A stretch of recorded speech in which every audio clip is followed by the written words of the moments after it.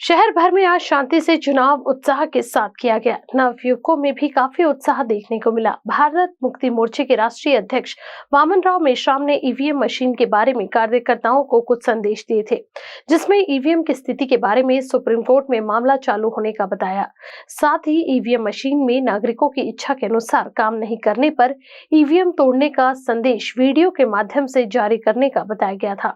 परंतु देर रात तक फिर वामन मेश्राम ने अपना स्टेटमेंट जारी किया, जिसमें उन्होंने कहा कि कोई भी असंवैधानिक रूप से ईवीएम की तोड़फोड़ नहीं करेगा, जिस बारे में शहर भर में कार्यकर्ताओं ने नजदीकी पुलिस थाने में अपनी राय भी दी।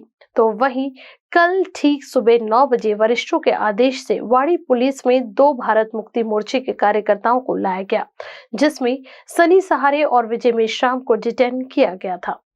मी आहे सनी सहारे, भारत मुक्ती मोर्चा वाडी युनिट प्रभारी। सकाळी 9 वाजता माझ्याकडे पोलीस डिपार्टमेंटचे लोक आले आणि त्यांनी मला म्हटलं की पोलीस स्टेशनला बोलावलेलं आहे। मी रितसर त्यांना सूचनापत्र मागितलं, त्यांनी दिलं नाही, दबाव टाकला। त्या माध्यमातून मी इथे आलो।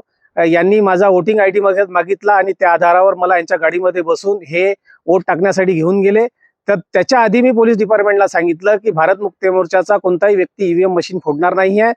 सुप्रीम कोर्टाचा आदेश आहे, जो चालू आहे सुप्रीम कोर्टामध्ये केस, ते आदेश आल्याशिवाय आम्ही काही करणार नाही आहोत। तसेच भारत मुक्ती मोर्चाचे राष्ट्रीय अध्यक्ष वामन मेश्राम साहेब यांचा व्हिडिओ आलेला आहे, त्याच्या आधारावर आम्ही काही करणार नाही आहोत। तसेच आमचे जे नागपूरचे शहराध्यक्ष आहेत त्यांनी सुद्धा पोलीस स्टेशनला रात्री लिहून दिलेलं होतं की आमचा भारत मुक्ती मोर्चाचा कोणताही पदाधिकारी ईव्हीएम मशीन फोडणार नाही आणि जो फोडेल तो आमचा सदस्य नाही, असं लिहून दिलं होतं।